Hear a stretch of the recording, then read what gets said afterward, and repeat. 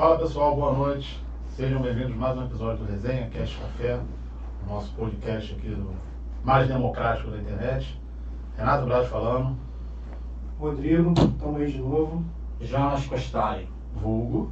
Supla da Baixada Fluminense. Esse aqui é o nosso supla particular. Pegou, já pegou. Já tá feito já. Vamos começar já com a apresentação. Eu olho pra onde, gente? Fica à vontade, aqui é tudo natural. Essa câmera tá te pegando, essa aqui. Esse meu lado aqui é o pior, tá? Vamos só fazer nosso merchanzinho aqui, né? Porque tem que fazer, a gente tem que pagar as contas. Vamos divulgar aqui os apoiadores do canal. Já estamos quase chegando no primeiro. Você que está com dificuldade para controlar seu financeiro, a receita aumenta, mas o lucro diminui. Você não está vendo as nas despesas. Você está com dificuldade de conseguir uma gestão eficiente, entre em contato com a Abrax Consultoria, parceira aqui do canal. As informações de contato dela vai estar aqui na descrição do vídeo. E no decorrer da entrevista, a logo dela vai estar passando aqui com os demais patrocinadores e apoiadores. Precisou de serviço de suporte técnico informática, câmera de segurança, rede de computadores, só procurar o Rodrigo Godinho, também vai estar lá no anúncio aí na tela. É só o contato dele vai estar lá na descrição do vídeo. Um mundo cada vez mais tecnológico, inteligência artificial batendo a porta, é cada vez mais necessário você ter conhecimento sobre tecnologia. Outro apoiador aqui do curso, Armazém dos Bits, vendem muito mais do que um simples curso de informática, eles vendem tecnologia. Curso de informática, curso de suporte técnico e AutoCAD. Os cursos são excelentes, pode procurar o Wellington ou o Cleito. Eles têm 2 unidades, uma no Pilar e uma no Lote 15. Pode procurar que vocês vão ficar garantidos com o conteúdo. As informações de contato vão estar na descrição do vídeo. Podem acompanhar. Jonas. My turn now. Yes. Jonas Costari, professor de língua inglesa há quase 30 anos. Online e presencial. Ok? A descrição também está no Resenha Cast Café. Sobre as plataformas que eu atuo. Quiser entrar em contato, tanto presencial ou online, há 2 anos eu te tiro do 0 e te levo ao upper intermediate, no mínimo. Ok? Então, God bless you all. In English. Jonas Costello here, English professor online and at the actual facility here. So just get on the platform, get my contact, and get to know about the course. Homem diferenciado. Yeah. Vamos lá então. Okay. Vamos aqui. Quem é o convidado de hoje?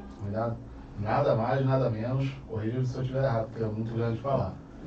Presidente da Comissão de Inclusão de Pessoas com Deficiência da OAB de Duque de Caxias, advogada Tatiana Monteiro. Seja bem-vinda, Tatiana. Obrigada pelo convite. Já venho com um abraço do nosso presidente geral, Dr. Wagner Botelho, e é uma satisfação muito grande estar hoje aqui. Muito obrigado. Queria te agradecer aqui antes de começarmos por ter se disponibilizado para vir. Desde o primeiro momento que a gente conversou, te fiz o convite. Poxa, você já aceitou de imediato e você está dispondo o seu tempo para poder vir aqui conversar com a gente. Isso é muito importante. Porque uma das coisas que eu falo, muito mais importante do que acho que a coisa que tem mais importante na vida é o tempo. Porque, o dinheiro move o mundo. Saúde a gente precisa. Mas com o tempo você consegue tudo. Voltando para a questão do dinheiro. Você pode ter, com o tempo você faz dinheiro, mas com dinheiro você não faz tempo. Então o tempo que você vive não volta. Então por isso que a gente valoriza muito o tempo que você está dispondo para poder vir conversar com a gente. Muito obrigado.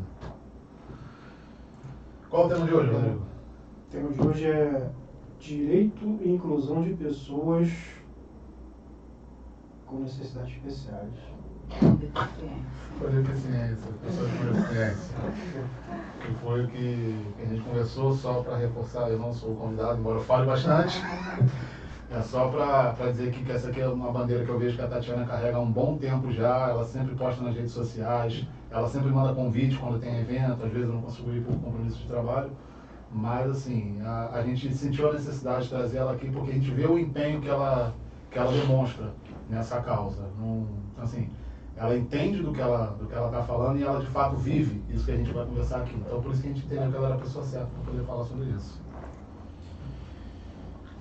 Doutor, a gente tem umas perguntas aqui que a gente fez uma colinha aqui, né? Pra poder passar para o pessoal. E assim, para a gente abrir já aqui nosso bate-papo, quais são os principais direitos legais garantidos pelas pessoas com deficiência? Então, não existe distinção entre garantias e direitos legais para pessoa com deficiência e sem deficiência. Os direitos, eles são iguais para toda a nossa Constituição, no artigo 227, já é bem claro quando diz que os direitos são iguais para todos. A diferença é você priorizar a pessoa com deficiência. É aquela questão de você tratar os iguais de forma igual e tratar os diferentes de forma desigual na medida das suas necessidades. Porque a pessoa com deficiência, ela tem necessidades diferentes do que a pessoa sem deficiência. E é esse o principal ponto, é fazer com que, porque eu vou até falar um exemplo para trazer para o nosso, simplificar mais. Você não pode exigir que um peixe corra como um leão, porque ele tem características de peixe, ele é um peixe, ele não é um leão. Então não há como a gente fazer uma competição entre um macaco e uma águia. Os dois têm características diferentes. Nós somos indivíduos com características diferentes. Com deficiência ou não, a gente tem habilidades diferentes. E é esse o ponto-chave, dar oportunidade à igualdade, para que as pessoas com deficiência possam existir dentro da sociedade como um indivíduo, como as pessoas sem deficiência. Até muito pouco tempo atrás, se a gente for olhar a nossa história, né, da humanidade, os deficientes eles eram colocados em um local específico para não ter o convívio com a sociedade, porque a sociedade era despreparada para o convívio com o deficiente. Não era porque o deficiente não tinha condições de estar no meio da sociedade, era a sociedade que não era preparada para estar com o deficiente, porque ele tem as suas necessidades especiais, assim como nós. Muitos de nós aqui, estava vendo ele falar perfeitamente o inglês ali, eu fiquei admirando, porque eu tenho muita dificuldade. E já a minha filha mais nova, ela é autodidata. Uau. E muitas vezes ela esquece a palavra em português e só lembra a palavra em inglês. Isso é bom, isso é ótimo. E assim, é uma característica dela que eu não conseguiria alcançar, porque eu tenho dificuldade com a língua. Uhum. E ela não, ela já aprendeu. Hoje em dia a gente tem muito acesso na internet, jogos, e ela aprendeu ela mesma ali com os vídeos, as séries, ela aprendeu. E esses dias mesmo ela estava me perguntando como se falava xícara em português, que ela só sabia. E ela falava em inglês, falava, como é que fala isso aqui em português? Ela não sabia. Tá com 17 agora, mas desde muito novinha que ela já tem essa característica. Uhum. E nós somos assim, nós somos indivíduos com características diferentes uma dos outros. E assim é a pessoa com deficiência. Ela tem as características e as necessidades dela, como todos nós. Então, a diferença em relação às leis, às garantias legais, são as mesmas. Todos têm direito ao acesso, ao estudo, ao emprego, à liberdade. Só que a pessoa com deficiência, ela tem prioridade. Ela deve ser vista como prioridade para que ela consiga desenvolver dentro das necessidades dela, num ambiente totalmente inclusivo dentro de uma sociedade. Não ser segregada como acontecia anos atrás. Já começou bacana que... Só queria pedir aqui também para reforçar, que foi até que a gente conversou essa semana. Acredito que tem pessoas em casa, porque eu comentei com alguns amigos que também não sabiam dessa situação. Qual a diferença entre pessoas com necessidades especiais e pessoas com deficiência, que hoje em dia é o termo correto a ser utilizado, né? Isso, então. Teve uma convenção em 2005 e aí 2006, ali, em 2005, 2006, que começou a fazer uma diferenciação. A pessoa com deficiência é aquela pessoa que tem alguma dificuldade em alguma área, seja motora, psicológica, seja na forma física, e a pessoa com necessidades especiais já inclui as gestantes, os idosos, que ali estão vivendo um momento que precisam de uma atenção especial. Então, por isso que tem essa diferença. A pessoa com deficiência, ela não é considerada uma pessoa especial, porque ela é uma pessoa. Sim. Independente de ela ter uma deficiência ou não, ela é uma pessoa. Então, ela é considerada uma pessoa com deficiência. E a pessoa com necessidades especiais, aí inclui os idosos, as gestantes, as pessoas que têm mobilidade reduzida ou que estão em processo de reabilitação após um acidente, alguma coisa assim. Então ficou essa distinção bem diferente, o que significa um e o que significa outro. Mal comparando, PNS seria uma condição de estado, uma questão de tempo. Ela está grávida, ele agora está idoso por conta da idade, uma condição temporal. Isso aí, assim. Exatamente isso. Peguei bem, filho. Doutora, e assim, quais são as principais leis que promovem a inclusão e proteção dos direitos das pessoas com deficiência?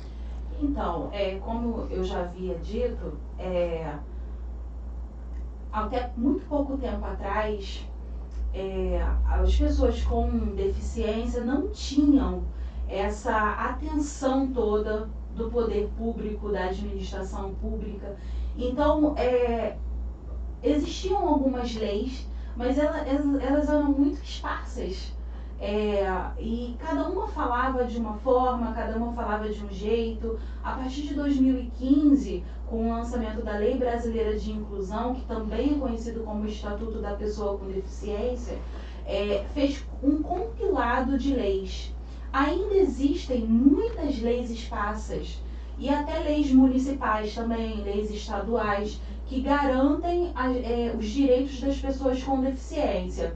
Mas a principal realmente é o Estatuto da Pessoa com Deficiência, que ali é um compilado de leis, não que não possam existir outras, porque muda de estado para estado, de município para município, mas a principal é o Estatuto da Pessoa com Deficiência, que é a Lei Brasileira de Inclusão e também a Lei de Cotas.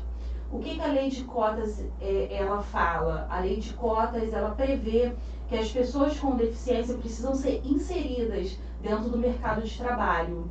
E essa lei faz com que as empresas tenham por obrigação de fazer uma reserva de vagas para pessoas com deficiência. E se elas não cumprem essa lei, elas são punidas. Hoje, inclusive, elas são punidas através do E-Social, onde o governo já sabe ali se ela está cumprindo a lei de cotas e se não está, a multa agora nesse ano de 2023 até aumentou um pouco, que está de 3 mil e alguma coisa, até 300 mil de multa por pessoa. Por ausência de pessoas. Por situações em relação à pessoa com deficiência. Então, assim, o Brasil, eu até digo isso de uma forma até muito orgulhosa pra gente, nós temos uma gama de leis muito boas e com o advento dessa lei, melhorou ainda mais, porque ali a gente está tudo juntinho ali naquele estatuto e acabou melhorando ainda mais. O problema do Brasil é a aplicação. Porque a lei existe, a lei está ali, ela é garantidora, é uma lei extremamente linda, inclusiva, com garantias, direitos e deveres, mas o problema real do Brasil é a aplicação, porque a gente vê que a própria população, de uma forma geral, ainda é muito desinformada em relação aos direitos da pessoa com deficiência. Por isso a importância de um movimento como esse aqui, dessa conversa, desse bate-papo que nós estamos tendo, a nível de informação, de passar para as pessoas que você incluir a pessoa com deficiência não é só um dever legal, é uma lei que que te obriga, é um dever de todo cidadão a inclusão, a promover o acesso, o não capacitismo, que depois eu vou falar um pouquinho sobre o que é o capacitismo, porque às vezes a falta de conhecimento faz com que a gente acabe cometendo erros que já não são mais aceitáveis no mundo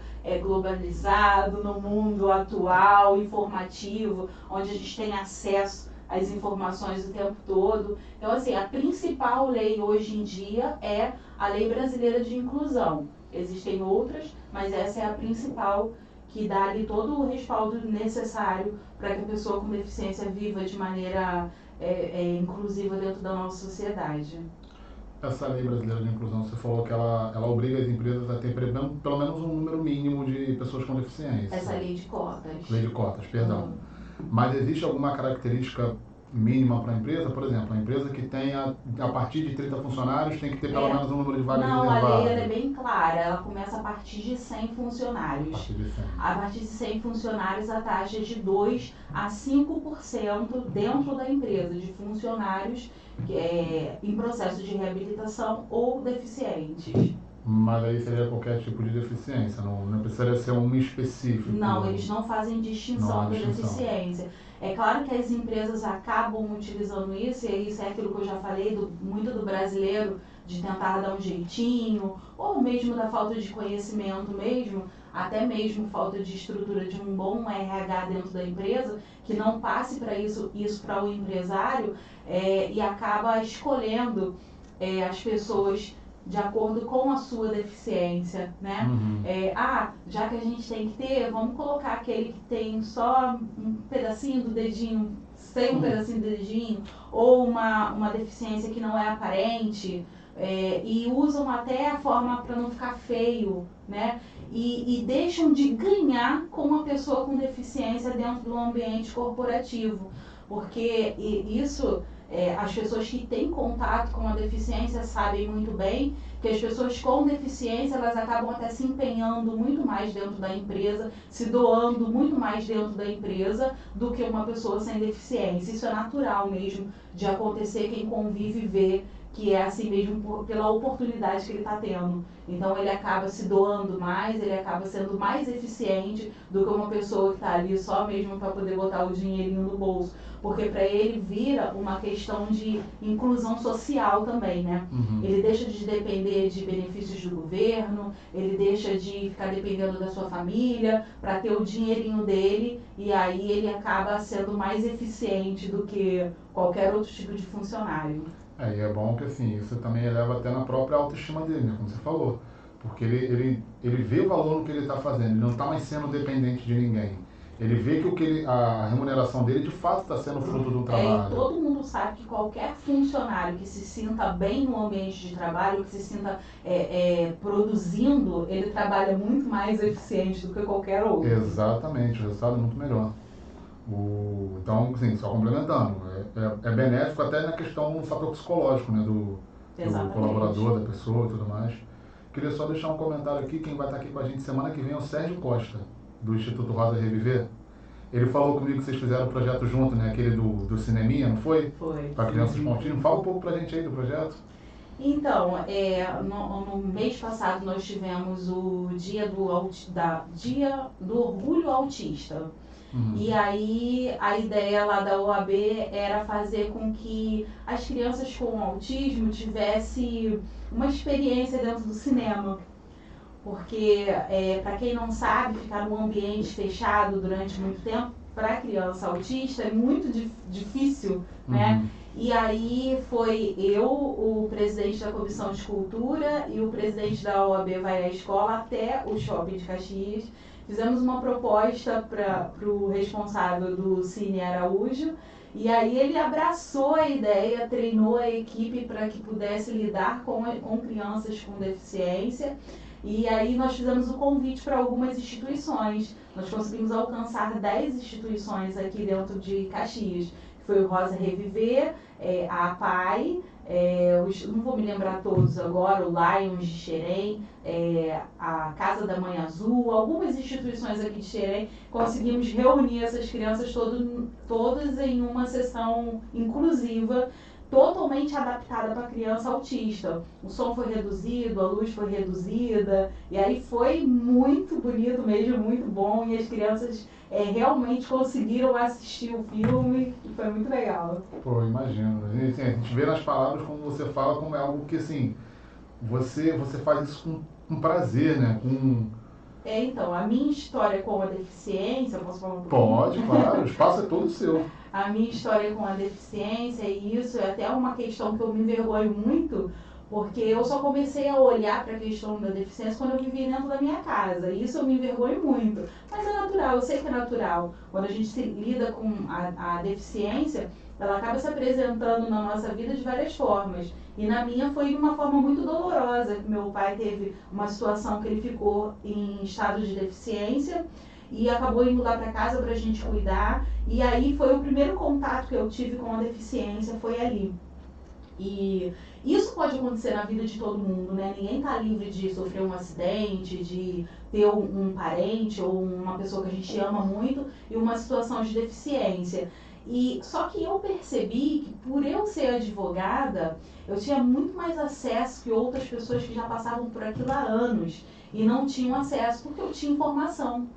Eu sabia onde ir, aonde procurar, com quem falar, eu sabia. Então, assim, os exames que ele precisava fazer, que eram muito caros, as situações que eu precisava resolver para ele a nível de banco, de procurações, eu tinha mais acesso e menos dificuldade do que algumas pessoas que já viviam aquilo ali que eu estava vivendo naquele momento, de uma forma muito mais rápida.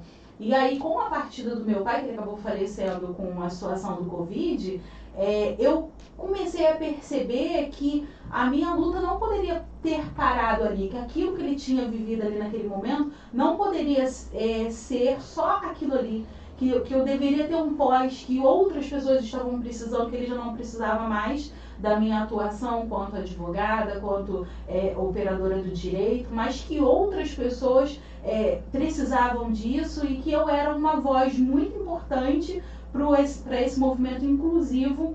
E aí nós tivemos uma nova gestão lá na OAB, conversei com o presidente geral, que era o Dr. Wagner Botelho, e a princípio eu nem contei nada dessa história do meu pai, que eu sentia isso como uma missão, como algo que eu deveria fazer. Eu só falei mesmo dos meus estudos, do meu TCC, da lei que eu já tinha desenvolvido dentro de Duque de Caxias, referente à pessoa com deficiência. E aí ele me adotou e falou, não, eu acho que você tem um perfil para um cargo de vice-presidente. Me colocou como vice-presidente da época, eu desenvolvi o trabalho junto com a doutora Adriana Lima durante um ano. Ela precisou ser direcionada a uma outra comissão e eu fiquei como presidente dessa comissão e tenho desenvolvido esse trabalho. E através disso, uma forma também de eu ficar mais próxima, né, do meu pai que partiu, é uma forma também de eu poder contribuir com as pessoas que tanto precisam como ele precisou e eu pude ajudar naquele momento por ter o conhecimento e o acesso que a maioria das pessoas não tem. Eu acho que isso é o principal problema, né? Às vezes a questão da falta da clareza, que muitas das vezes as pessoas batem cabeça, às vezes quando pega até um atendimento de serviço público, tem uma má vontade do servidor também, muitas vezes acontece. O desconhecimento é muito grande. Esses dias eu estava até conversando com a mãe de uma conhecida minha e perguntei sobre ela, e ela falou, ela teve 2 filhos, inclusive um veio doentinho.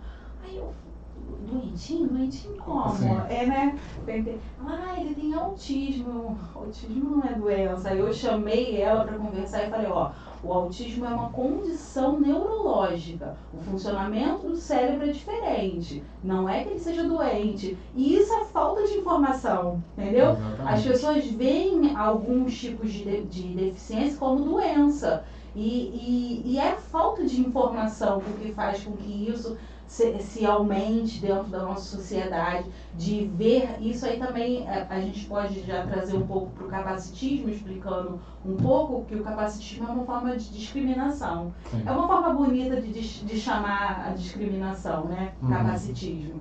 E isso existe muito, das pessoas entenderem a pessoa com deficiência como uma pessoa doente, e não necessariamente. Às vezes a pessoa com deficiência tem uma comorbidade, tem alguma doença, mas não necessariamente é uma regra, né? Eu fui assessora legislativa durante alguns anos e eu recebi assessoria jurídica de um advogado, era remota a assessoria, E era uma pessoa assim que na época eu não era advogada, já tem muitos anos isso, e eu recebia assessoria dele direto, eu enviava os projetos de lei, ele retornava e tal. Eu só fui descobrir que ele era cego anos depois. Caramba! Eu não sabia que ele era cego. Aí nós nos encontramos em um evento e ele falou, eu sou o Dr. Charles, que faz... Ele é até muito conhecido aqui em Caxias, que faz assessoria jurídica para o gabinete que a senhora trabalha. E aí eu levei aquele choque, né? Que ele era uma pessoa cega e de uma capacidade que até hoje é difícil encontrar um advogado com tamanho, ele já não é mais advogado, é um servidor público, mas com uma capacidade legislativa e de leis e de conhecimento jurídico que eu até então nunca havia conhecido como ele. Então, assim, isso é a desinformação, né, que eu tinha na época, né? De não imaginar que uma pessoa cega poderia ser um advogado tão eficiente igual ele era e resolvia todos os nossos problemas. Ainda mais assim, na profissão do direito, eu como contador, eu tenho até... Quando eu comecei na contabilidade, eu achava que a contabilidade era muito mais número. Hoje eu vejo que é muito mais legislação, é mais próxima do direito. Então, assim, é uma área onde você tem que ler muito, você tem que acompanhar muito. Isso nós estamos falando de 10 anos atrás. Não tinha a tecnologia que a gente tem hoje, não né? Não tinha, e não tinha o acesso que a gente tem hoje, não tinha as informações que a gente tem hoje, né? Eu fico imaginando para ele como foi essa formação dele, como foi ele conseguir... eu vejo colegas meus de faculdade, né? Eu já sou formada há muitos anos, mas eu vejo colegas meus de faculdade que estão até hoje tentando uma aprovação no exame da ordem. E ele, né, há anos atrás já conseguiu isso e conseguiu se desenvolver como pessoa em sociedade, mesmo tendo a limitação de não conseguir enxergar. E eu acho que o ponto principal dele é que ele parou de enxergar quando a pessoa nasce cega. Eu acho coisa, né, que ela já é adaptada, né, ela já nasceu cega. No caso dele, ele perdeu a visão com 14 anos de idade. Então era para ser uma pessoa depressiva, era para não querer estudar, era para querer viver de benefício do governo, e não, foi atrás e venceu na vida. Então eu vejo ele como um grande exemplo assim para mim. E reforço o que a gente está dizendo aqui, né? Que às vezes as pessoas têm esse certo preconceito, achando que quem tem com deficiência, ele não pode desenvolver como outra pessoa que não tem. Você trouxe um exemplo vivo aqui de que ele pode desenvolver até muito mais pela capacidade que ele te mostrou. Exatamente. Essa questão da deficiência aí, hoje eu vivo isso em casa, porque eu moro em cima da casa da minha mãe. E minha mãe, ela tem um casal de irmãos, minha tia até faleceu já, eles eram cego, mudo e surdo. As 3 coisas ao mesmo tempo. E já de nascença. E hoje, a minha tia faleceu, teve um câncer, né? Tem uns 5 anos mais ou menos. E o meu tio faz tudo dentro de casa. Mesmo sendo cego, surdo e mudo. Faz tudo. Assim, você não pode mudar o móvel de lugar. Ele já está acostumado. Já está acostumado. Então, varrer um quintal, lavar uma garagem, tudo ele faz. Tudo no tato. Caramba! Até eu fiquei impressionado agora. Tudo no tato. É realmente incrível, né?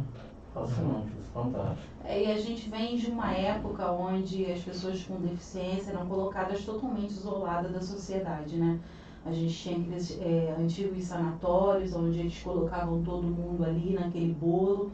E hoje a educação inclusiva, que faz com que nem exista mais escolas especiais, que eram conhecidas como escolas especiais, onde você jogava as crianças lá com deficiência e era cada um por si, Deus por todos. Hoje através do estudo inclusivo, né, você garante com que essas crianças sejam colocadas dentro do ambiente escolar com outras crianças sem deficiência, para que ela aprenda a viver com uma pessoa sem deficiência dentro da sociedade, porque tudo é um aprendizado. E aí quando eles pegavam e limitavam essas pessoas a viver só em torno da deficiência, só que aquele grupinho que era deficiente, ela não conseguia se desenvolver.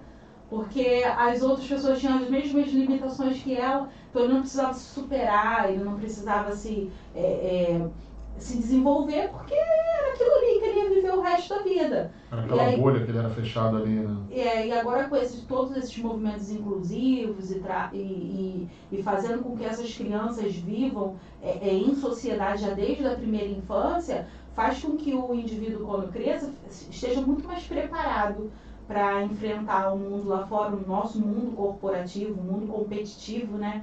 Porque nós vivemos uma competição diária, então faz com que eles se preparem para isso. E isso é extremamente importante não só para preparar o deficiente, né, ali, talvez desde a primeira infância, para viver em sociedade, mas também para preparar a sociedade para viver com a diferença, para viver com a deficiência, conviver com a limitação do outro, né? Preparar essas crianças já desde o berço, ali, desde da primeira infância, ao que é diferente. Antigamente a gente não tinha muito essa questão do bullying, né? Uhum. Na verdade a gente tinha, só não era falado, né?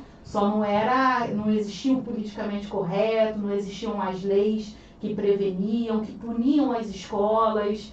Então as crianças eram criadas ali naquele ambiente, e aí a pessoa fala, eu vivi a vida inteira sendo sacaneado na escola e não tem problema. Não tem como. Vai com o psicólogo pra ver como é que você tem o negocinho aí. Bota 2 copinhos de cerveja ali pra ver se ela não começa a soltar tudo.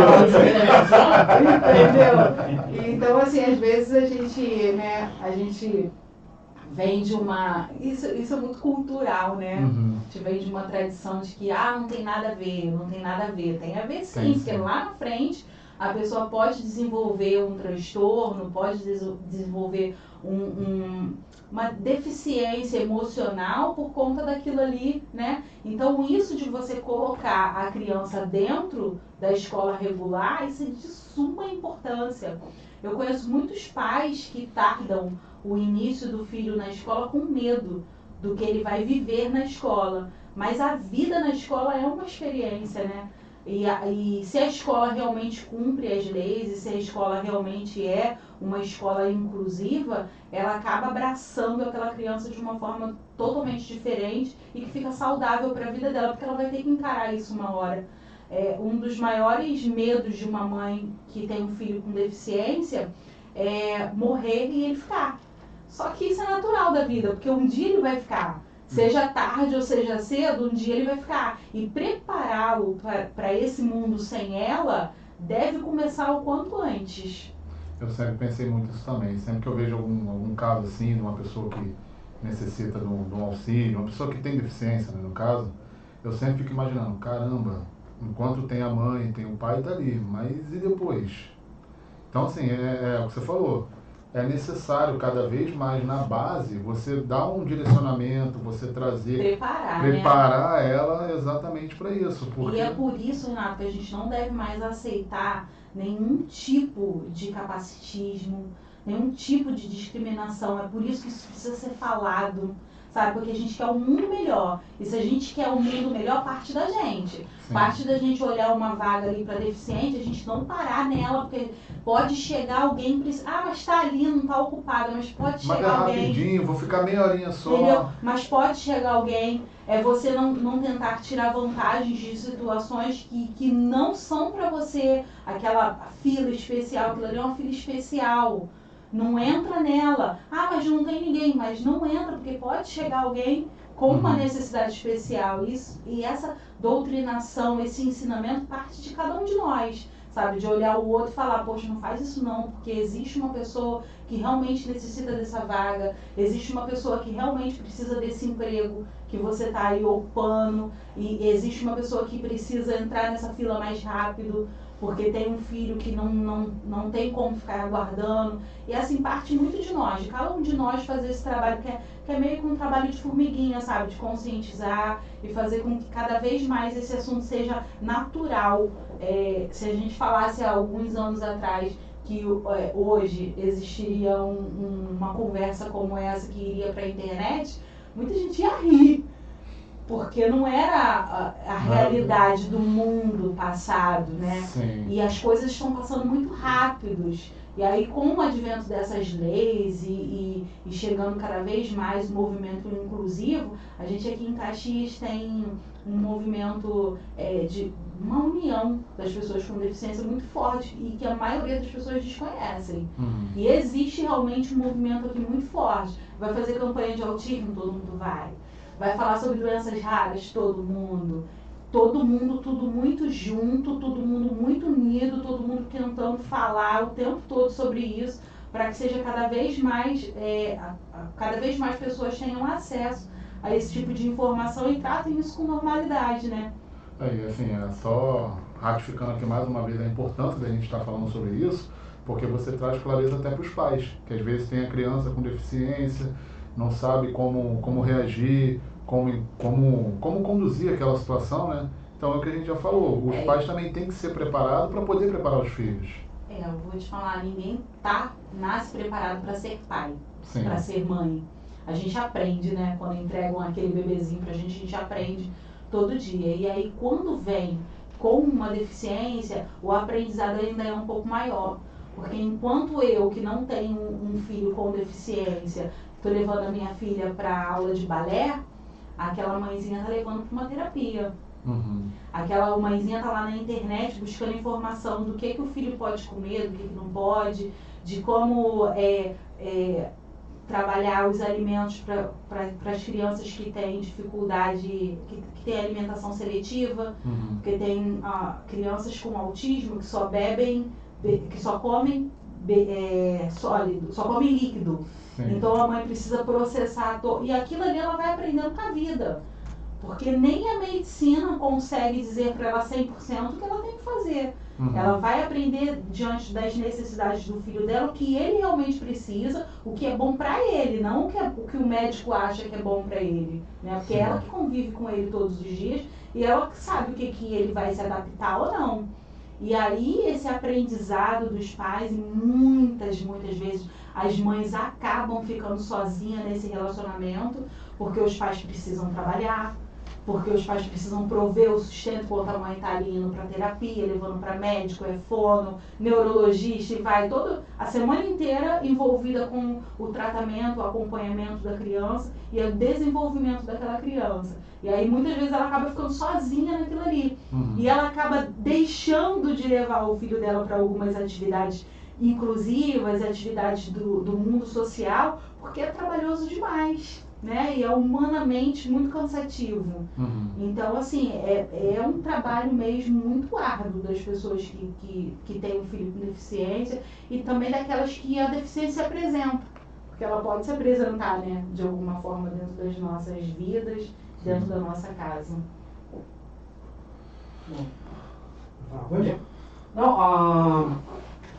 Eu acho que, segundo as leis brasileiras, né, uma pergunta assim, por exemplo, em última instância, os profissionais brasileiros, quem é que realmente dá o diagnóstico final? Se a gente fosse comparar, tem uma escala sobre deficiências, se alguém tem alguma limitação intelectual ou física, né? Porque as pessoas confundem muito.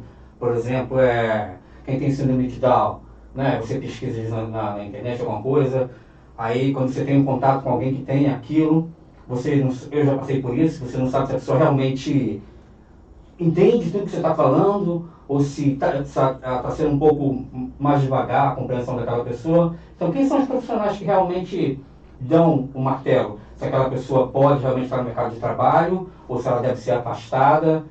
Como é que é tratado esse grau, essa variação? Então, na realidade, não existe um profissional específico, porque é um conjunto de profissionais que fazem a pesquisa. E até esse laudo é muito importante, ter esse laudo, porque há pouco tempo atrás a gente nem tinha um avanço de laudos. Até mesmo as pessoas que têm deficiência, você falou da síndrome de Down, ela é uma deficiência que você vê, mas o autismo é uma deficiência que você não vê, é uma deficiência invisível. E aí como diagnosticar? Através da capacidade do indivíduo. Existe ali o grau 1, o grau 2, o grau 3, tudo é autismo, né? Só que as limitações das pessoas são que definem se ela está no grau 1, no grau 2, no grau 3, se ela pode estar no ambiente corporativo, no ambiente de trabalho. Isso tudo é feito com pesquisa de um conjunto de profissionais, nas terapias, com psicólogos, neurologistas, e porque muitas vezes o autismo ele não é diagnosticado por exames, ele é diagnosticado pela limitação. Então, é de acordo com a sua limitação, a limitação do indivíduo, que vai vir o grau da necessidade dele, do grau das terapias, do que ele vai ser inserido, e se ele está apto ou não para o ambiente corporativo, porque realmente tem situações que a pessoa não tem como estar na sociedade, porque é até perigoso para ela.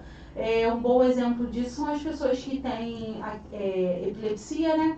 E elas não podem dirigir, né? Então, assim, não tem como você ser motorista se você tem aquela condição e que aquilo ainda não está controlado com os medicamentos. Hoje em dia tem até uns chips, umas válvulas que coloca na cabeça, mas assim, existe uma limitação, né? E isso tudo é feito com uma gama de pesquisas de profissionais.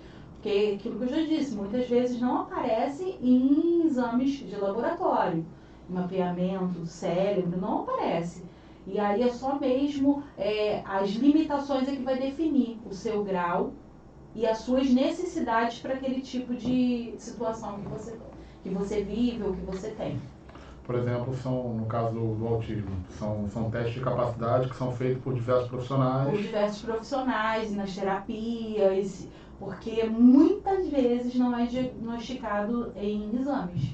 Exame de imagem não aparece, muitas vezes não. E é uma condição do neurônio, né? É uma condição daquelas ligações dos neurônios que faz com que a pessoa tenha mais sensibilidade com o som, com a luz, né?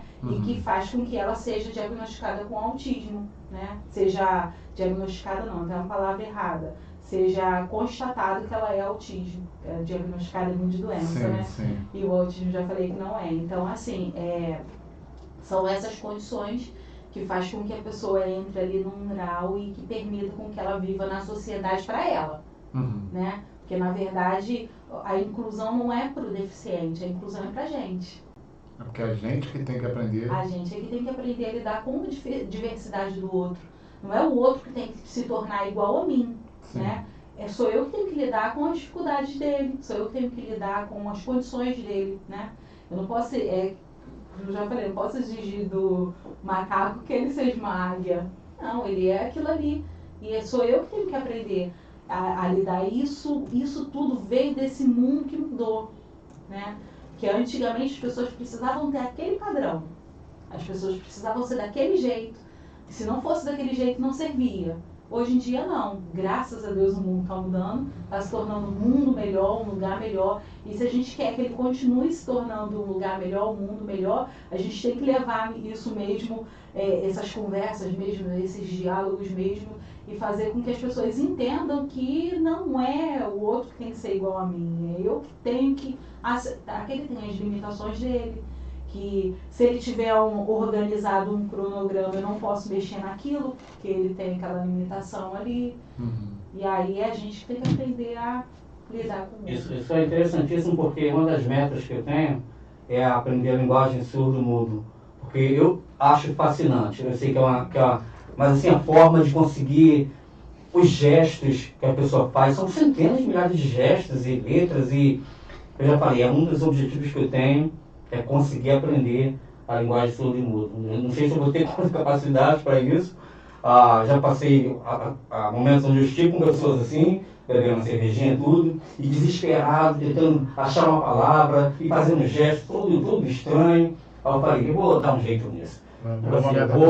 Então, como vocês estão falando, às vezes a pessoa pode fazer o passo dela e contribuir com a pessoa que tem alguma limitação, né? Ela mesmo ir até a pessoa e aprender o mundo daquela pessoa, em vez da rotulação, ou simplesmente, ou é autista, ou seja lá o que for, você tem capacidade de fazer isso. Parte muito do aceitar, né? Aceitar o outro. Aceitação. Eu te aceito do jeito que você é. Amor e aceitação. Então, se eu te aceito do jeito que você é, eu tenho que aprender a lidar com você da forma que você é. É para isso que nós estamos aqui, né? Isso é o caminho da humanidade, né? Não Uau. o individualismo, mas sim o ambiente coletivo, né? Que seja do agrado de todos. Né? Por isso que a gente não consegue se olhar, né? Uhum. Só com o espelho que a gente consegue se olhar. Só consegue olhar para o outro. E é para isso que a gente está aqui nesse mundo, para olhar para o outro. Você fez uma reflexão muito importante. Assim, é algo que é natural, mas você para pensar essa questão. A gente não sabe.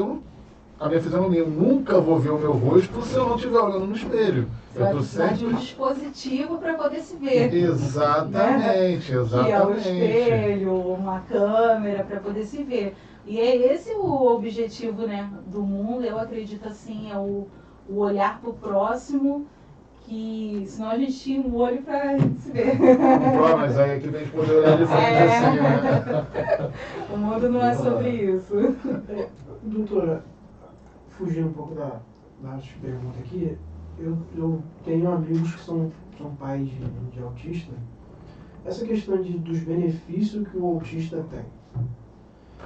A lei diz que o autista tem direito lá ao benefício do governo. Aí o pai vai requerer, aí chega na hora embarca porque o pai trabalha, tem um salário alto e o autista não pode ter esse benefício. Um lado permite, outro lado bloqueia. Um lado permite, outro bloqueia. Eu vou te dizer que o INSS ele é um pouco cruel. Por quê? Mesmo que o pai tenha uma condição financeira boa, vamos dizer que ele receba um salário bom, boa parte desse salário vai para as terapias. Porque, vamos dizer que ele tem um plano de saúde, mas 90% dos planos de saúde que sabem que a criança precisa daquele tratamento e tem o laudo e tem tudo direitinho, a prescrição do médico, eles te negam. E aí você vai ter que fazer aquele tratamento para não deixar o seu filho sem, até entrar com recurso, entrar com um processo contra o plano de saúde. Você vai precisar daquele valor, né? Eu tenho até uma pessoa na minha comissão, que o filho dela recebe um medicamento pelo plano de saúde, que o medicamento chega na casa dela com escolta. Uau. Por conta do valor? Por conta do valor. Caramba! Então, mas como que ela conseguiu? Através de liminar, o filho ficou muito tempo sem aquela medicação e isso acaba atrasando, e o pai que ele tem a condição, ele não vai ter outra alternativa além de bancar aquilo ali até o plano de saúde liberar, né? Uhum. E aí, boa parte do valor vai para os tratamentos, vai para as terapias, vai para uma mãe, né, que está dentro de casa enquanto ele trabalha, acompanhando aquele filho, levando para os médicos, levando para as terapias, para as consultas, né, e que não pode ajudar na renda daquele pai. Então é realmente muito cruel, porque a maioria, a lei ali determina que para receber o benefício, você precisa ganhar até 1/4 do salário mínimo por pessoa que mora dentro da sua casa. E 1/4 do salário mínimo não é nada por pessoa que mora dentro da sua casa, né? É só para quem está ali naquela situação de miséria mesmo, naquela situação muito complicada mesmo. E a lei não diz isso. A lei não diz que você precisa ser miserável para receber o benefício. A lei diz que o benefício está ali. E aí tem essas restrições que precisam ser quebradas no judiciário. Não tem outro jeito. A pessoa pede, é negado, aí você junta a comprovação de que está abalando a sua renda, está levando boa parte dos valores por mês, e aí você entra no judiciário e geralmente o judiciário ele autoriza, ele obriga que o INSS pague esse benefício para essa criança. O problema maior é o tempo que leva, né? Eu vou te falar, é desgastante demais também para o pai, para a mãe. Porque a rotina dela Porque já é a rotina já é cansativa, já é estressante, né? Você trabalhar, chegar em casa, cuidar dos filhos, já é estressante, né? A nossa rotina hoje em dia já é conturbada, com uma criança ainda é pior ainda. é mais cansativo ainda, e aí você tem que ir para o judiciário, você tem que procurar advogado, você tem que procurar a defensoria pública, você vai marcar na defensoria pública, eles te marcam para daqui a 3 meses, e aí é muito complicado. Se ausenta o trabalho quando tem que ir em audiência, essas Muito coisas complicado, todas. muito complicado. Existe algum movimento seja por alguma instituição parlamentar ou algo, de tentar desburocratizar um pouco essa questão? Ou até hoje não se comenta muito sobre isso? Olha, existe. Mas tem pouca eficiência. Porque parte de um princípio onde todos precisam estar falando sobre isso. Onde precisa ser um movimento de todo mundo. E aí a gente, até aquilo que eu falei que eu me envergonho de só ter me posicionado em relação à questão da deficiência quando eu vivi, porque é isso que acontece. A maioria das pessoas, quando não lidam com a deficiência, quando não tem uma pessoa que você ama que é deficiente, ou quando você mesmo não sofre com aquela deficiência, acaba nem lembrando que existem pessoas naquela condição precisando. E é que quanto mais gente falando, maior o movimento vai ficando. Né? E assim, esse movimento, inclusive, que tem surgido aí, tem sido muito bom, tem tido muitos avanços, novas leis, novos posicionamentos, pessoas no legislativo, pessoas no Estado falando sobre isso, políticos falando sobre isso, mas porque a população está falando sobre isso. Eles estão entendendo que é uma demanda que existe. Exatamente. Para você ter uma ideia, existia um censo até o ano passado que era a cada 30 mil pessoas, uma era autista. E aí no ano passado foi feito um censo e foi levantado que a cada 30 pessoas, uma é autista. Caramba! Ou seja, se eu tenho uma sala com 60 alunos, eu tenho 2 autistas na minha sala. E como que eu vou lidar com essas pessoas? E aí entrou todo um estudo procurando saber se houve o aumento do autismo por conta da nossa alimentação, por conta do mundo que a gente vive, ou se é o diagnóstico, ou se sempre existiu, só que hoje a gente tem profissionais capacitados para isso. Hoje eu já sei que não é mais uma pirraça do meu filho, pode ser uma condição neurológica, né? Aí eu procuro um acompanhamento, acabo diagnosticando.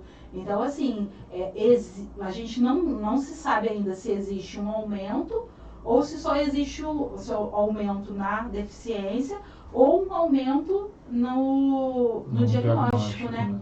E agora que a atenção foi voltada um pouco mais específica para esse campo, né?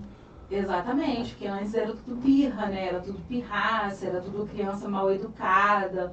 Aí hoje em dia você já sabe que pode ser uma questão neurológica, pode precisar de uma medicação, pode precisar de um tratamento. E aí as pesquisas estão no sentido de se saber o porquê, né? Enquanto não se sabe o porquê desse aumento, a gente tenta trabalhar com a questão da inclusão, com a questão da aceitação, do ver que isso está cada vez mais presente dentro da nossa sociedade, cabe a gente acolher. E de fato, hoje em dia você ouve mais casos realmente, assim, constatando o fato que o censo mesmo já mostrou. A minha esposa, ela é fotógrafa infantil. Ela trabalha com crianças, ela fala um número de crianças que ela recebe, que ela atende como cliente dela, que são autistas. E até um negócio que eu falo para ela, eu não teria paciência para trabalhar, não especificamente com criança com deficiência, mas todas as crianças, como ela tem paciência. Eu falo para ela, cara, eu te admiro. Um dia que eu fiquei lá no estúdio com ela, ela com o cliente lá, pessoal, não vai... Olha eu falando demais aqui. Mas eu falei, cara, eu admiro mais ainda a maneira como você consegue levar essa situação, como você consegue administrar bem quando tem esse tipo de... O trabalho em si, né? Porque lidar com crianças. E ela falou que, assim, a maneira como ela... Não sei se é a maneira como ela conduz, mas às vezes um pai que veio até ela, poxa, ela conseguiu fazer as fotos. Ela falou que ela fez as fotos de uma menina com autismo essa semana, não me lembro o dia. Aí ela falou, poxa, a gente chamava, a menina não olhava, mas daí eu comecei a cantar, ela começava a rir. Então, assim, eu fui vendo a maneira como ela reagia, as fotos ficaram lindas. Essa é uma forma de inclusão que ela adaptou dentro do trabalho dela, e isso aí deve ser uma realidade nos dias de hoje. Porque existe o capacitismo industrial, que é aquele dentro do institucional, né? O capacitismo institucional, que é aquele que ele não deixa você ter acesso. Se ela não tem essa percepção de criar uma situação para envolver aquela criança, ela acaba limitando aquela criança. E aí a mãe daquela criança e o pai daquela criança automaticamente vai entender que aquele não é um ambiente para o filho, entender de uma forma errada, que aquele não é um ambiente para o filho, esconder essa criança e a gente volta lá para trás. Vamos regredir, né? Então, assim, foi uma forma até bonita que ela criou de fazer com que a criança se inclua com ela, né? E até a mãe de um dos clientes dela, poxa, agradeceu ela, falou, poxa, Helena, muito obrigado, a maneira como você conduziu. Eu já fui em 2 fotógrafos, pô, a gente não conseguiu fazer as fotos tudo, ela tava chorando, então não ficaram legal. Ou então, às vezes, tipo assim, eu via que o outro profissional não recebeu muito bem aquela situação. Poxa, então assim, a mãe fica agradecida por minha esposa ter feito o que tem que ser feito. Adaptado à criança. Exatamente. Né? Ela agiu como tem que ser feito. Ela não foi excepcional. É o que a gente está falando aqui. A gente precisa se adaptar a ele. A gente precisa trazer eles para perto de nós, porque eles são pessoas como nós. Exatamente. Pergunta? Não, estava só pensando aqui sobre uma outra condição que é muito confundida também, é sobre dilexia. Algumas pessoas... Eu estava pensando aqui, dilexia, transtorno, né? Algum tipo de... Porque são situações que não é visível. E que muitas vezes você está ali lidando com uma pessoa e você não percebe. Você só vai perceber a partir de um momento dela. Aí você vai perceber, não, essa pessoa tem um déficit de atenção, essa pessoa tem alguma questão ali com ela. E aí chamar, quando se é um adulto, né, chamar para conversar e tentar entender aquilo ali. Porque eu vou te falar, é muito sofrido para quem não sabe que tem. Porque ele sabe que ele é diferente, ele sabe que ele não tem condições, que ele não dá o que o outro colega dele dá. Né? Ele sabe que ele não dá conta daquilo ali, mas ele não sabe o porquê. Então ele começa a se achar incapaz. Quando, na verdade, é uma questão neuronal, do neurônio dele, é uma questão do psicológico dele, é uma questão, como ele é. Né? Ele não vai conseguir correr como o leopardo, porque ele é um peixe. Mas aí, como ele não sabe disso, ele acaba sofrendo muito, porque ele se acha menos, ele se acha incapaz, é aí que vem os transtornos de depressão, é aí que vem outras condições, acabam muitas vezes indo pela questão das drogas, do álcool, porque ele se sente incapaz de viver na sociedade, quando na verdade ele só é diferente. E isso para o adulto é muito sofrido, porque a nossa geração, né, nós temos aqui a mesma idade, a nossa geração não ouviu falar sobre isso. A nossa geração não ouviu falar que existem remédios que vão fortalecer a sua atenção. A nossa geração ouviu dizer que a gente era burro, que a gente não sabia entender a matéria, que a gente não tinha, que a gente nunca ia ser nada, nunca ia ser ninguém, porque a gente era burro. Se não aprender, a chinela vai cantar. A nossa geração foi a geração engole o choro. Engole e aguenta. Estão te sacaneando lá na escola? Vai assim mesmo, engole o choro, é assim mesmo, a vida é assim mesmo. A nossa geração foi essa. Então foi uma geração que criou pessoas muito problemáticas, muito sofridas, sabe? Que hoje estão aí tentando viver na sociedade, tentando se incluir numa sociedade que já não inclui mais. Porque às vezes a gente tem um funcionário dentro da empresa que tem uma certa dificuldade e a gente mesmo não consegue lidar com ele. Mas porque a gente não aprendeu o que essas crianças estão aprendendo hoje na primeira infância, na escola, essa fala que as pessoas vão ouvir durante muitos anos na internet, isso aqui não era falado. Né? Não tinha esse espaço, né? Não tinha esse espaço, nós somos essa geração aí. Então, assim, é uma geração que ainda vai aprender muito, que tem aprendido muito com os seus filhos, e é uma geração que continua em processo de expansão, continua em processo de aprendizado, e que bom, né? Que bom que esse espaço está sendo aberto, que bom que a gente está tendo um outro entendimento, que a gente consegue hoje se entender, né? Com esses vários pessoas aí na internet explicando, vários vídeos, a gente consegue se entender e deixar de sofrer tanto por uma coisa que a gente é. Sim, é uma condição e é aquilo, existe o mundo ideal e o mundo real. A gente precisa aprender a conviver com as coisas como elas são. Exatamente. Bom, queria só pedir aqui para você falar um pouco mais, você me mandou aquele dia, a gente conversou, que a OAB estava fechando uma parceria junto com a Fundec aqui em Caxias, né, de capacitação profissional. Na verdade, nós fizemos o lançamento com a Fundec Inclusão e Trabalho. Ela estava desenvolvendo um projeto de que ela ia treinar a pessoa com deficiência para o ambiente corporativo. Uhum. E aí o lançamento foi lá na OAB, não me lembro mais o dia. Foi dia 14, eu acho. Foi no mês passado. E aí a OAB fez esse lançamento. Nossa comissão lá na OAB, ela é muito envolvida nas questões sociais. Uhum. Então, aonde tem um projeto, a gente vai lá e apoia, vai lá, tá junto, abre o nosso espaço. Que bom que lá nós temos um espaço bem bacana, auditório, então a gente consegue utilizar aquilo lá. E o projeto da Fundec era esse, era preparar a pessoa para o ambiente de trabalho. Enquanto a OAB se proporcionou, se disponibilizou, na verdade, para treinar o ambiente de trabalho para a pessoa com deficiência.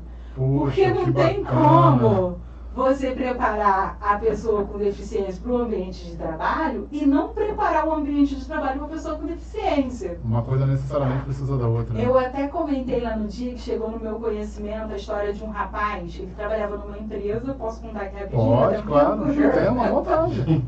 Ele trabalhava num ambiente corporativo e teve uma infiltração lá e eles precisaram sair da sala para ir para uma outra sala. Ele usava cadeira de rodas.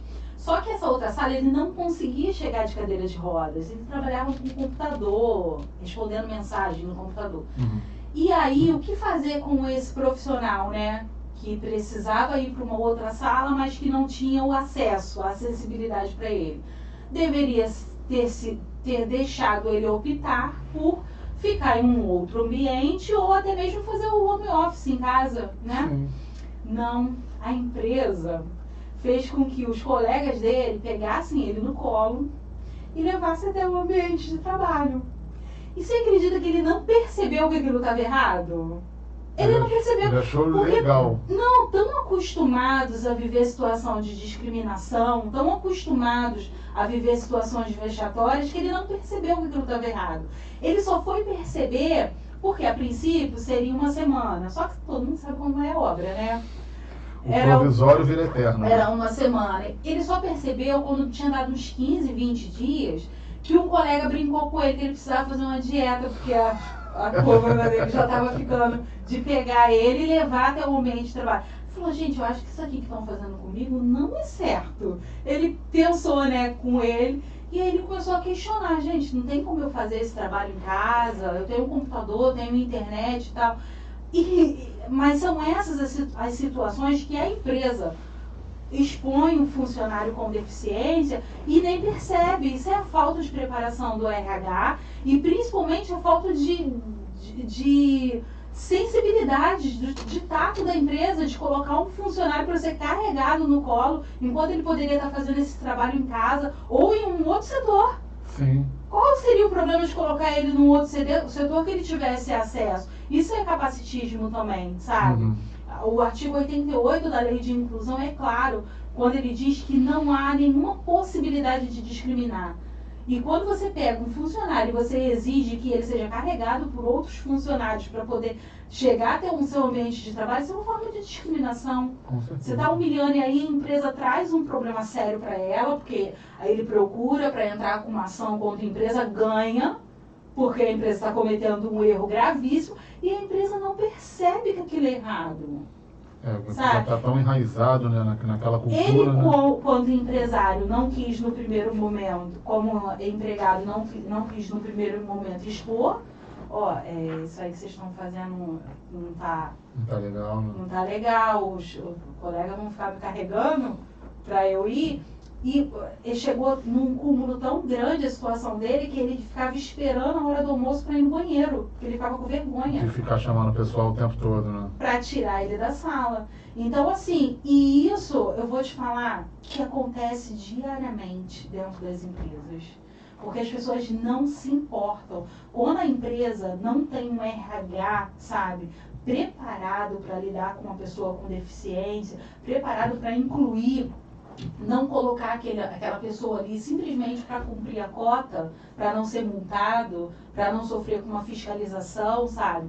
Quando a empresa não é comprometida, isso acontece muito, não só dessa forma, mas como de outras. Tipo, você colocar uma pessoa lá, você não tem um banheiro adaptado para receber a pessoa, né? Ou você expor a pessoa ao ridículo, você não dá oportunidades que você daria a uma pessoa que não tem deficiência. Tudo isso é discriminação. E assim, e você preparar, você ter um RH comprometido, ter uma empresa comprometida. Ontem eu até achei bonito, eu e meu esposo passamos ali acho que foi no Atacadão.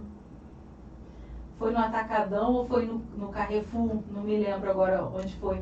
E estava falando no áudio, no Atacadão, me lembrei. Estava falando no áudio, nós somos uma empresa inclusiva, você que tem um familiar ou conhece alguém com deficiência, pode enviar o seu currículo e tal. Eu achei aquilo tão bonito, porque a empresa, né, mostrando o respeito, mostrando a obediência às leis, né?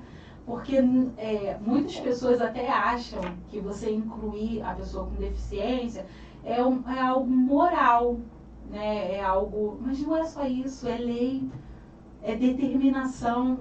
Se você não cumpre lei, você é um criminoso. E a lei diz que você tem que incluir. Ela é clara, ponto. É clara, você tem que incluir.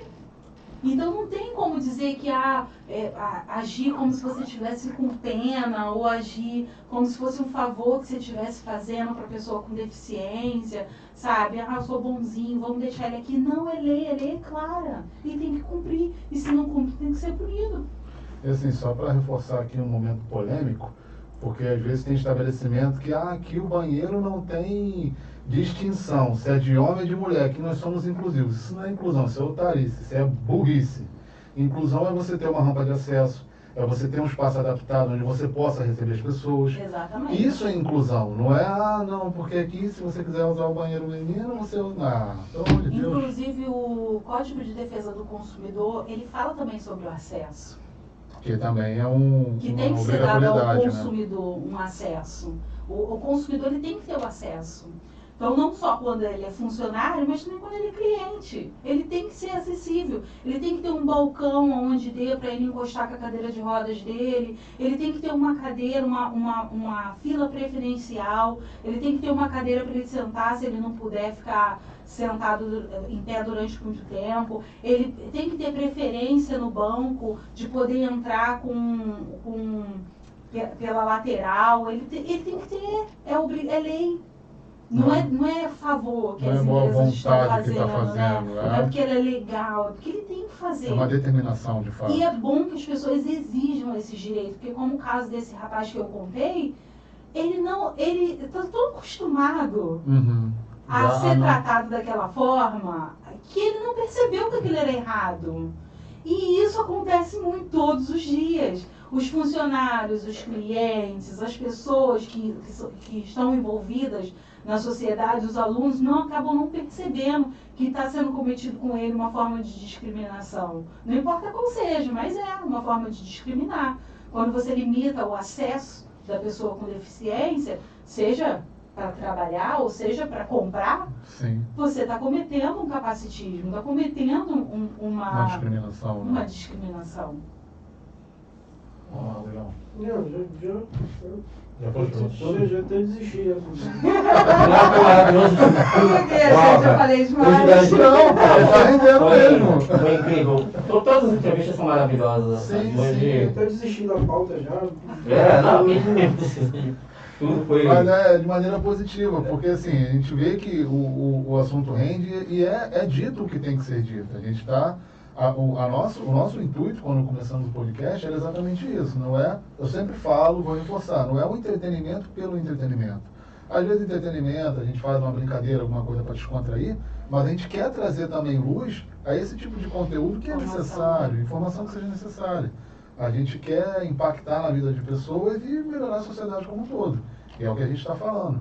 Esse é o tipo de assunto que tem que ser dito, tem que ser reforçado, tem que ser conversado, tem que ser debatido, porque isso tem que virar algo comum para a gente, tem que se tornar normal, porque, como você falou, não é simplesmente uma questão moral, é uma determinação. Então, você tem que trazer esse assunto à tona, você tem que viver isso e você tem que incluir, porque as pessoas eles são como nós, então que sejam tratados da mesma maneira. Exatamente. Só para deixar claro que aquela parte que ela falou lá da vaga do deficiente, ali no Bob's ali da feira, eu cheguei ali para comprar um lanche ali, aí tem lá 3 vagas, e uma delas é deficiente. Então eu vi um carro, eu vi a vaga, eu falei, pô, vou parar aqui atrás, né, para deixar a vaga livre. Veio um animal, parou lá na vaga.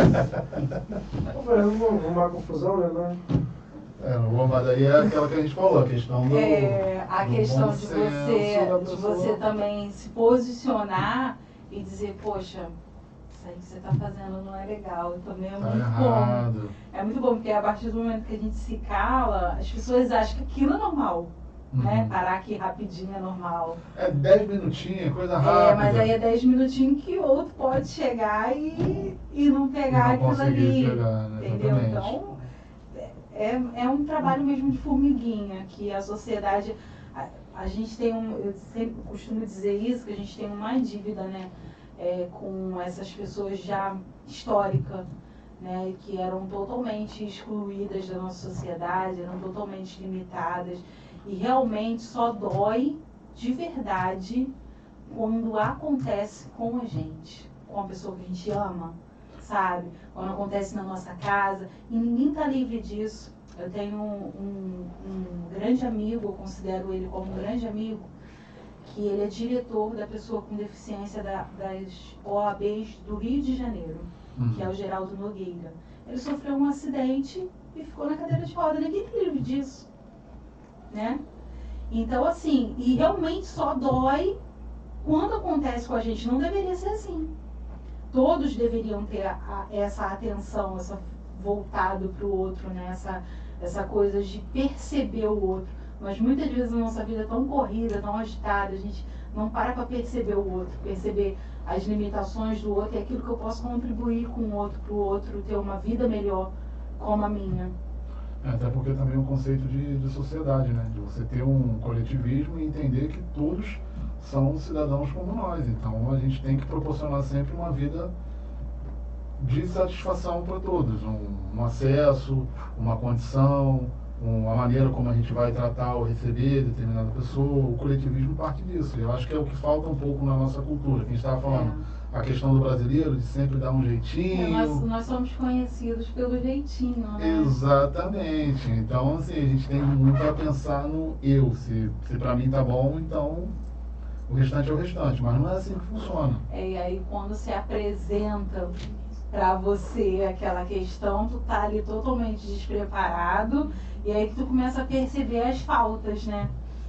A falta de um acesso, a falta de ter uma cadeira de roda ali disponível, a falta de você não conseguir passar com a cadeira de rodas, né? Aqui em Duque de Caxias a gente tem até um projeto que fala sobre a urbanização, né? Para ela ser acessível, mas a gente não vê isso na prática. A gente vê pessoas que fazem calçadas sem pensar no próximo. Né? Só pensa no lado dele. E aí tu limita a fazer com que as pessoas com necessidades especiais ou as pessoas com deficiência utilizem a pista para passar. Porque eu não pensei, né, que poderia passar alguém ali que não poderia subir. Então é muito do brasileiro isso, a gente precisa mudar isso o mais rápido possível. E acho que aqui é um passo importante que a gente está dando, né? Trazendo clareza, falando sobre, comentando. E assim, a gente tem que sempre buscar fazer isso tornar cada vez mais comum. Acho que é o mais importante, né? É verdade. É que a doutora falou sobre se calar, me lembrou uma frase do Martin Luther King Jr., para mim uma das mais lindas, que ele diz: eu não tenho medo do grito dos maus, mas do silêncio dos bons. Sim. Porque parte muito desse princípio, né? É verdade. Muitas pessoas me perguntam e falam: ah, mas por que você está nisso? Por que você está falando disso? Porque nosso trabalho lá na OAB é totalmente voluntário. A gente não recebe valor para ser presidente, para estar numa posição ou num cargo lá. Então é um trabalho que às vezes as pessoas olham e falam: nossa, mas vai pagar alguém para fazer uma audiência no seu lugar, para ir nesse evento, para estar nesse local falando sobre isso? Mas se eu não falar, quem é que vai falar? A gente entende que isso tem muito mais valor do que, de fato, um valor monetário. Exatamente. Falei, não, preciso ir, eu prefiro pagar alguém para ir lá fazer audiência no meu lugar do que deixar de ir lá falar de uma coisa que é de suma importância, que vai mudar a vida das pessoas, que é isso que o direito faz, né? O direito, ele veio para mudar a vida das pessoas de uma certa forma.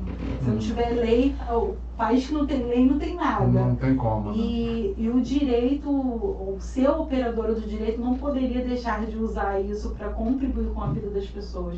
Muitas pessoas agora chegando à eleição, né, perguntando: ah, você vai vir candidato, você vai ser candidato?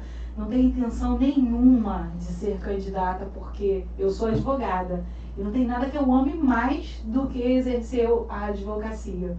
Então, assim, eu não me vejo longe da advocacia. Eu apenas uso a advocacia para contribuir com a vida das pessoas de alguma forma. Já que eu não posso mais fazer pelo meu pai, né, fazer pela pessoa que eu amo, eu continuo fazendo pela vida das pessoas que realmente precisam e que não tem essa voz que ele tinha, né, dentro de casa, não tinha essa instrução e esse acesso. Por isso que eu tô aí, né, nessa luta. Eu acredito que até como pessoa para você também seja bom, porque isso meio que te mantém perto dele, né? Exatamente. Isso é bom. Renato, serviço social, músico, advogado, daqui a pouco vou fazer direito.